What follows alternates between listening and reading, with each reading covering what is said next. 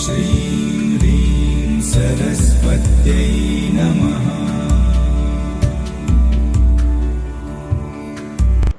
नमस्ते, welcome to history मंत्रा। आज हम पढ़ेंगे प्रिमिटिव सोसाइटीज़ के बारे में।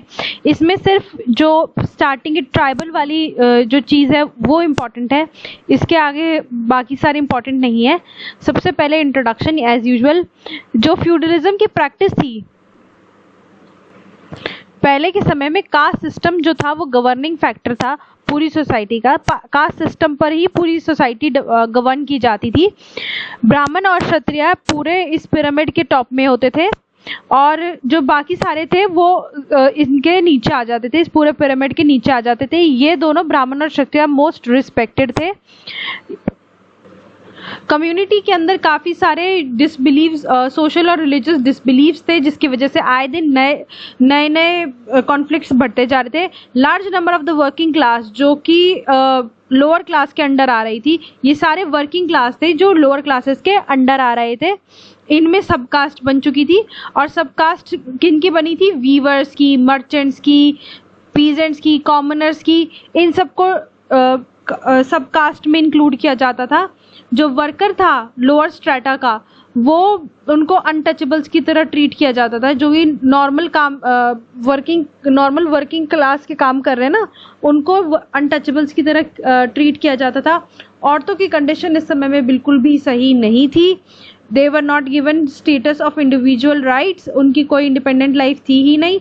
दे were denied right to education, उनके पास नहीं था। और मैरिज की कोई फिक्स एज नहीं थी। जैसे ही लड़की प्यूबर्टी अटेन करती थी उसकी शादी कर दी जाती थी। सती जैसी ईवल प्रैक्टिसेस वुमेन के अगेंस्ट सोसाइटी में प्रेवलेंट थी, जहाँ पे औरत के हस्बैंड के मर जाने पर उसको उसके चिता के ऊपर जिंदा जला दिया जाता था। इसके साथ साथ जो क्लास सोसाइटी के अंदर जो कास्ट सिस्टम का डिवीजन था, उसमें जो अपर क्लास थी वो बहुत ही रिजिड बिहेव करती थी और रूलिंग और ऑप्रेसिव बनती जा रही थी। और साथ साथ जो पावर थी वो इन दोनों के हाथ में, ब्राह्मण और क्षत्रिय के हाथ में ही थी।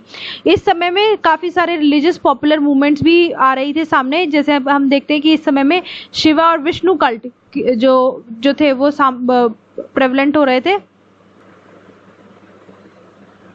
और कास्ट सिस्टम की वजह से काफ़ी सारे कॉन्फ्लिक्ट्स बढ़ते चले जा रहे थे लोगों के बीच में।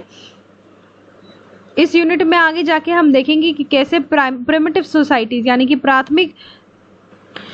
प्राथमिक समाज ट्राइबलिज्म से रिलीजनिज्म तक कैसे पहुंचता है। साथ साथ में हम जो रिलीजियस कॉन्फ्लिक्ट्स हो रहे थे उनको देखेंगे। इसी के साथ सबसे पहले प्रिमिटिव सोसाइटीज़ में जो अर्ली मिडिवल पीरियड है उसकी शुरुआत में हम देखते हैं कि फ्यूडलिज्म शुरू हो चुका था। लैंड और पावर दोनों अपर क्लास के हाथ में आ चुकी थी। अपर क्लास मतलब कि ब्राह्मण और क्षत्रिय के हाथों में आ चुकी थी। इसके साथ साथ जो बड़े बड़े मर्चेंट्स थे वो सब, और ये अपर और चीफ्स, जो फ्यूडल चीफ्स थे, वो मस्त अपनी ज़िंदगी गुजार रहे थे। और दूसरी तरफ बहुत भूखमरी थी, लोग भूख की वजह से मर रहे थे। जो और ऊपर से इस भूख, इतनी गरीबी के ऊपर इतनी एक्सट्रीम पॉवर्टी के साथ साथ उन्हें हाई टैक्सेस भी देने पड़ते थे। साथ साथ उनको हाई टैक्सेस के साथ साथ उन्हें पानी पर भी टैक्स, गेजिंग टैक्स, अलग अलग तरीकों के टैक्स देने पड़ते थे। बाउंडेड लेबर इस समय में हम देखते हैं कि काफ़ी ज़्यादा प्रेवलेंट हो जाती है। बाउंडेड मतलब बंधुआ मजदूरी इस समय में काफ़ी ज़्यादा प्रेवलेंट हो जाती है, क्योंकि इस समय के इस दौरान जब लोग कर्ज की रकम चुका नहीं पाते थे, वो बाउंडेड लेबर की तरह उनकी ज़मीन पर काम करने लग जाते थे। और इसी कारण इस समय में जो कॉन्फ्लिक्ट्स थे वो होने शुरू हो जाते हैं। कैटल को सीज कर लेना, गांव को जला देना, और क्या कहते हैं, वाटर रिजर्वॉयर को तोड़ देना, ये सब इस तरीके के कॉन्फ्लिक्ट्स हम देखते हैं। क्योंकि जो लोअर क्लास है वो कॉमन आदमी है, वो बर्डन में है इस समय, और जो वेल्दी और रिच है वो डोमिनेटिंग है। तो इसलिए लोग परेशान हो जाते हैं। इस बीच जब कास्ट सिस्टम क्रिएट हुआ तो कॉन्फ्लिक्ट्स बढ़ते रहे और लोगों में कॉन्फ्लिक्ट्स आते रहे। अब हम पढ़ते हैं कास्ट सिस्टम के बारे में। कास्ट सिस्टम क्या था? सबसे पहले कास्ट सिस्टम में सबसे ऊपर हमने जैसे पहले भी डिस्कस किया है, कास्ट सिस्टम में सबसे पहले ब्राह्मण, फिर है क्षत्रिय। जो ब्राह्मण और राजपूत है ये दोनों मोस्ट रिस्पेक्टेड कास्ट हैं पूरे कास्ट सिस्टम में, जिन इनके पास मेजॉरिटी ऑफ कल्टीवेशन इनके हाथों में था और इनके पास बड़ी बड़ी पोजीशंस थी, जैसे टीचर्स की, रेवेन्यू ऑफिसर्स की, मिनिस्टर्स की, मर्चेंट्स की, इस तरीके की बड़ी बड़ी पोजीशंस इनके हाथ में थी। तो कह सकते हैं कि ज़्यादातर अथॉरिटी जो थी वो इन्हीं के हाथ में थी, क्योंकि लिटरेरी वर्क्स जितने भी होते थे और मैन्युस्क्रिप्ट बनाने वाला सारा काम यही लोग किया करते थे। राजपूत जो थे वो मिलिट्री इंचार्ज थे और वो मिलिट्री के अफेयर्स देखा करते थे, आर्मी में भर्ती हुआ करते थे। इसकी वजह से इनके पास भी काफ़ी गवर्निंग स्टेट्स थे। यही आदमी प्रोवाइड, इन्हीं में से, इन राजपूतों में से ही आर्मी के लिए आदमी निकाले जाते थे और ये मिक्स्ड ओरिजिन्स होते थे।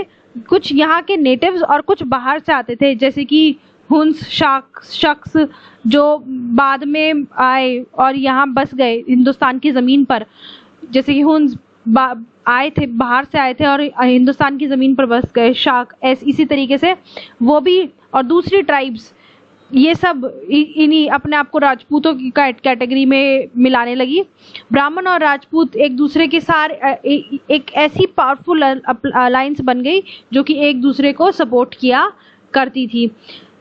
ये पॉलिटिकल और कल्चरल दोनों पॉलिसीज़ को देखती थी, संभालती थी। साथ साथ रिलीजियस रिस्पॉन्सिबिलिटीज जैसे कि हिंदुइज्म को बढ़ाना और बड़े बड़े मंदिर बनवाने जैसा काम भी यही दोनों किया करते थे। जैसा कि पहले से ही हम जानते हैं कि शूद्र और दलित पूरे कास्ट सिस्टम में सबसे लोएस्ट पे आते हैं। शूद्र सबसे लोएस्ट और उन लोएस्ट पे होते थे और सबसे बुरी कंडीशन में होते थे। इनको कोई भी एजुकेशन नहीं दी जाती थी, इन्हें वेद पढ़ने की अनुमति नहीं थी, इन्हें स्पिरिचुअल होने की अनुमति नहीं थी, स्पिरिचुअल कामों से इनको दूर रखा जाता था और इनसे जो डेथ रिलेटेड जो कामकाज होते हैं, धर्म वगैरह के कार्य होते हैं, मरने के बाद वो वाले कार्य करवाए जाते थे।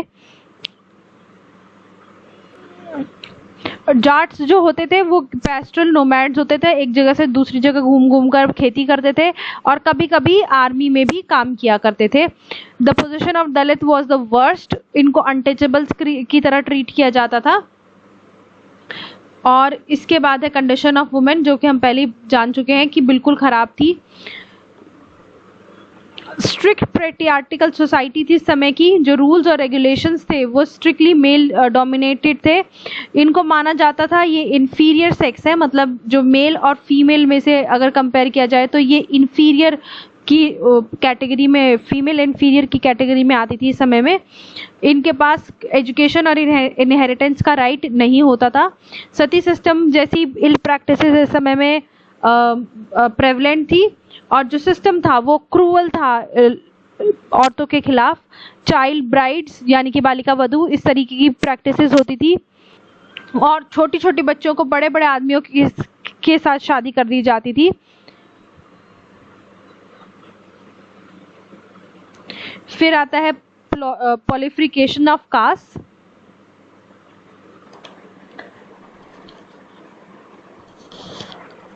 फ्यूडल सिस्टम, कास्ट सिस्टम और विलेज इकोनॉमी, इन सब से मिलकर जो इस समय की सोसाइटी बनी हुई थी, सोशल स्ट्रक्चर बना हुआ था।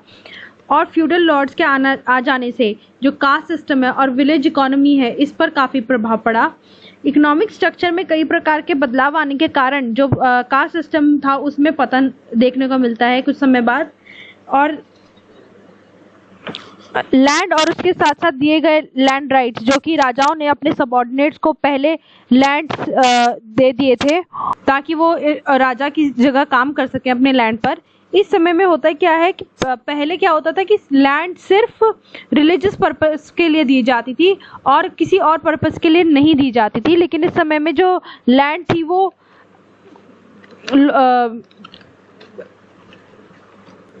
कई लोगों के हाथों में आ जाने के कारण जो राजा की पावर थी वो डिस्ट्रीब्यूट हो गई थी। इस समय में हम देखते हैं कि कायस्थ नाम की एक कास्ट का जन्म होता है, जिसने पूरा पावर, ब्राह्मण्स की पावर और मोनोपोली को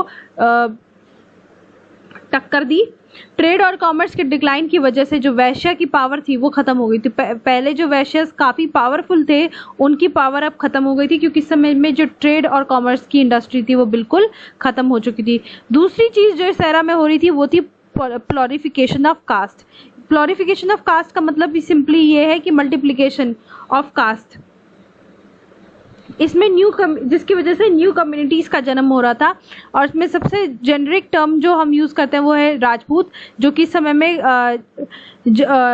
इमर्ज हुए और उनको क्षत्रिय का ही पार्ट माना जाता है। Any other outside caste were often referred to as शूद्र और artisans, and then caste who suffered a lot due to economic and cultural turmoil। और कोई कास्ट इसके अलावा शूद्र में या आर्टिस्टेंट में अगर कोई भी मल्टीप्लिकेशन हो रही है कास्ट के अंदर, तो फिर उनको जो मिक्सिंग, ये जो कास्ट मिक्स होंगी इनको सफ़र करना पड़ेगा, क्योंकि जो इकोनॉमिक और कल्चरल टर्मिनल इस समय में चल रहा था इन्हीं को ही हानि पहुंचाता। दूसरा फिर उसके बाद हम सबसे पहले बात करते हैं पोजीशन ऑफ ब्राह्मण्स। ब्राह्मण की पोजीशन हमेशा से पूरी सोशल हायरार्की में सबसे ऊपर रही है। इनको ही रिस्पॉन्सिबल माना जाता था स्कल्पचर्स पढ़ने के लिए, regulating canons of lifestyle, governing of life. Brahmanas में जो सब सेक्शंस वो वेद के नॉलेज के बेसिस पर थे। ब्राह्मण घर में पैदा होना एक प्रिविलेज था, क्योंकि ब्राह्मण के पास किसी को कोई सज़ा नहीं मिलती थी। ब्राह्मणों को टैक्स पे करने के लिए टैक्स भी नहीं पे करने पड़ते थे। इसके साथ साथ ब्राह्मण को कोई भी सिवियर पनिशमेंट नहीं मिलती थी। अगर कोई व्यक्ति ब्राह्मण हत्या कर दे तो उसे सबसे बड़ा पाप माना जाता था। अगर किसी व्यक्ति ने किसी ब्राह्मण की हत्या कर दी है तो ये उसने सबसे बड़ा पाप कर दिया है। उसके बाद पोजीशन ऑफ वैश्य की पोजीशन हम जानते ही हैं, ये lower state of social hierarchy में आते थे। इन्हें शूद्रों से ऊपर माना जाता था। ये कुछ इनको ये फ्रीडम था कि ये कुछ भी खरीद और बेच सकते हैं। इन्हें स्पेसिफिक आर्टिकल्स जैसे कि दही, तीर और क्या कहते हैं, मूर्ति, नमक, वाइन, मांस और पानी, इन सबको बेचने की आज़ादी नहीं थी। बाकी इसके अलावा वो कुछ भी बेच सकते थे। पोजीशन ऑफ शूद्रा, ये हम जानते हैं कि सोशल हायरार्की में सबसे नीचे आते हैं। ये इनमें हम देखते हैं कि 8 तरीके की डिविजन्स होती हैं। ये पूरी 8 तरीके की डिविजन्स मेंशन की गई हैं। इन्हें लोअर स्ट्रेटा में ही माना जाता था। इन्हें अतंजे भी कहा गया है एक जगह। ये पूरे वर्ना सिस्टम में पूरी सोसाइटी में सबसे नीचे आते थे। और अतेंजस ये क्या होते हैं, ये अनटचेबल्स होते हैं। इन्हें अनटचेबल्स कहा गया है। वेदीय समिति में ऐसे 12 नाम दिए गए हैं जो गाय का मांस खाते हैं और इन्हें अतेंजस कहा जाता है। 8 ग्रुप्स जो थे वो किसी प्रोफेशन में इन्वॉल्व रहते थे। ये अनटचेबल्स थे, इन्हें सोसाइटी के बाहर ही रखा जाता था। फिर आता है पोजीशन ऑफ वुमेन। हम पहले ही देख चुके हैं औरतों की स्थितियां इस समय में बहुत खराब चल रही थी।